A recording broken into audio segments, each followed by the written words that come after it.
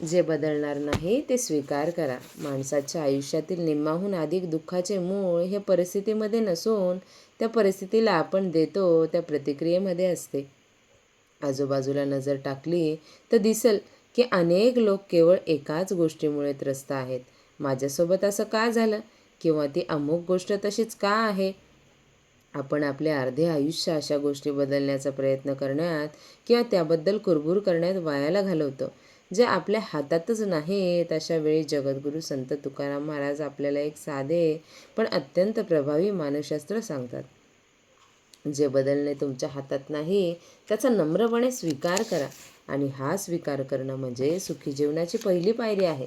तुकोबराय म्हणतात की भोगतो न घडे संचिता वाचुनी. याचा सरळ अर्थ असा की तुमच्या वाट्याला जे काही सुख किंवा दुःख आलेलं आहे ते काही प्रमाणात अटळ आहे. ते तुमच्याच भूतकाळातील कर्मांच्या आणि नैसर्गिक नियमांचं फळ आहे. आजची तरुण पिढी अनेकदा स्वतःला प्रश्न विचारत राहते, मीच का? माझाच जन्म गरीब घरामध्ये का झाला? माझीच उंची कमी आहे? माझाच रंग सावळा का आहे? मलाच अपयश का? मित्रांनो, या प्रश्नांची उत्तरं शोधण्यात वेळ घालवू नका, कारण ही परिस्थिती तुम्ही बदलू शकता. तुम्ही तुमचा भूतकाळ किंवा तुमची जन्मदात परिस्थिती बदलू शकत नाही. जोपर्यंत तुम्ही सत्याशी लढा देत नाही तोपर्यंत तुम्ही दुःखी राहाल. ज्या क्षणी तुम्ही म्हणाल, हो हे असंच आहे आणि मला ते मान्य आहे, त्याच क्षणी तुमचा अर्धा तणाव नाहीसा होईल. याचं एक ज्वलंत उदाहरण द्यायचं झालं तर अरुणिमा सिन्हा यांचे देता येईल. एका दुर्दैवी अपघातात त्यांना आपला एक पाय गमवावा लागला. परिस्थिती बदलणं त्यांच्या हातात नव्हतं.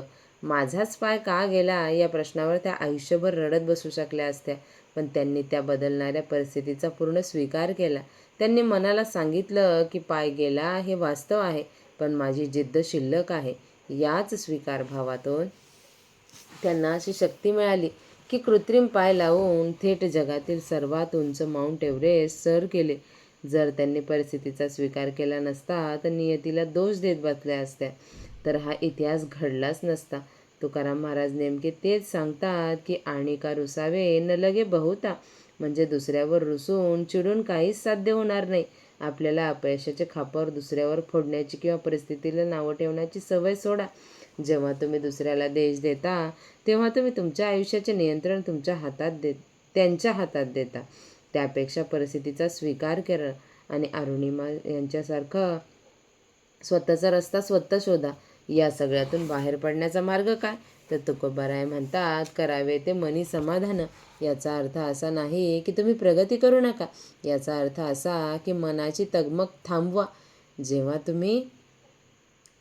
तेव्हा तुम्ही न बदलणाऱ्या परिस्थितीचा स्वीकार करता तेव्हा तुमची शक्ती वायाला जात असते आणि ती वाचते. तीच शक्ती तुम्ही नवनिर्माणासाठी वापरू शकता. शेवटी जीवनात आनंदी राहायचं असेल तर भविष्याची चिंता करणं सोडून द्या. तुकाराम महाराज एक सुंदर उपाय सांगतात. तुका म्हणे भार घातलियावरी होई कैवारी नारायण. आपण भविष्याचा अनावश्यक ताण आजच घेऊन फिरतो. तुकोबाराय म्हणतात, तुम्ही प्रामाणिक प्रयत्न करा आणि उरलेला भार ते निसर्गावर, ईश्वरावर किंवा तुमच्या श्रद्धेवर सोडून द्या. ज्या गोष्टी तुमच्या नियंत्रणाच्या बाहेर आहेत त्याबद्दल काळजी करणं सोडा. तो स्वतःचा भार ईश्वरावर टाकून निश्चिंत होतो. त्याला जीवनाचा खरा आनंद घेता येतो. त्यामुळे आजपासून एक नियम करा. जेव्हा एखादं संकट न आवडणारी घटना समोर येईल तेव्हा स्वतःला विचारा, मी हे बदलू शकतो का? जर उत्तर नाही असेल तर त्यांच्या हसतमुखाने स्वीकार करा. कारण भूतकाळ बदलण्यासाठी नसतो तर भविष्याला आकार देण्यासाठी असतो. लक्षात ठेवा, ज्या गोष्टी आपल्या हातात नाही त्या हसत स्वीकारणं म्हणजे लाचारी नव्हे, तर ती माणसाची खरी ताकद असते. नुसती तक्रार करत बसला तर प्रश्न सुटणार नाही. एकदा परिस्थितीचा स्वीकार करून बघा, मन शांत होईल. रस्ता आपोआप सापडेल. नशिबाला दोष देऊन जगावर रुसून काहीच चालत नाही. परिस्थिती बदलायची असेल तर आधी स्वतःची मानसिकता बदला. गेल्या गोष्टींचा पश्चाताप आणि उद्याची चिंता या दोन्हींवर एकच जालिम उपाय आहे. ते म्हणजे आज जे समोर आहे त्याचा मनापासून स्वीकार करा. माझ्याच नशिबात हे का या प्रश्नात अडकू नका.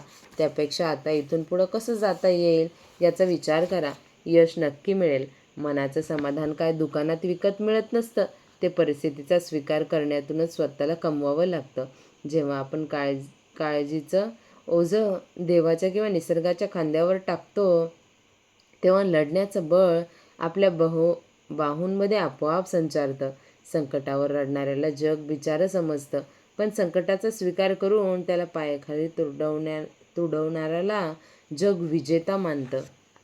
तर इथेच आपलं सूत्र थांबत आहे. आपण थांबूया. नेक्स्ट